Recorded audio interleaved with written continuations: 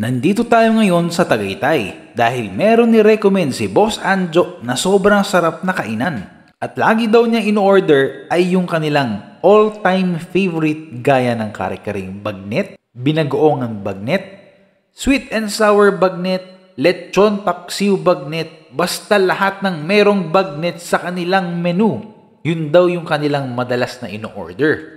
Ito nga pala yung Char's Garden Cafe, Tagaytay. At ang address naman nila ay Enriles Street, Patutong Malaki North, Tagaytay. Searchable din ito ni Waze at ni Google. Maganda ang lugar at malaki ang parking space. Malapit lang ito sa mga pasyalan dito sa Tagaytay. Hindi din ito ganun ka-crowded. At merong masarap na kape. Kami ng binagoong baboy at umorder kami ng kare-karing baka. Masaya-saya nga ng mga kids dito, pati si Masi.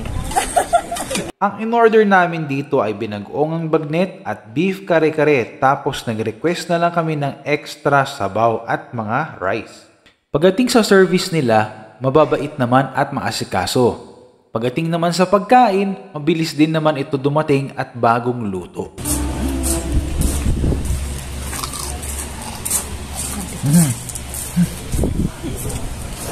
Crunchy.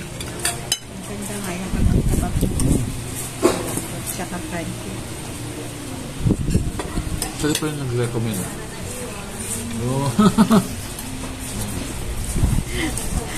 Panalo dito masarap.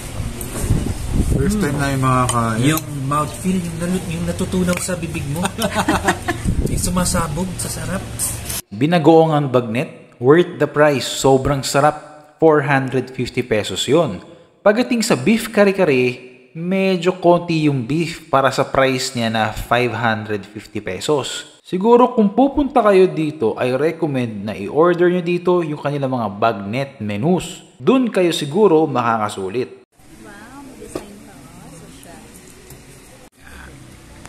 Mukhang masarap ba?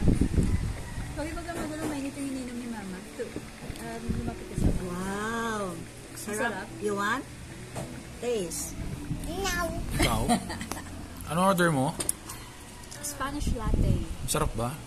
Ang sarap ng kape nila. Tatanungin ako kung babalik pa ba ako next time? Ay yes, oo. Masarap ang kanilang mga bagnet menus, hindi siya ganun kamahal tapos masarap pa.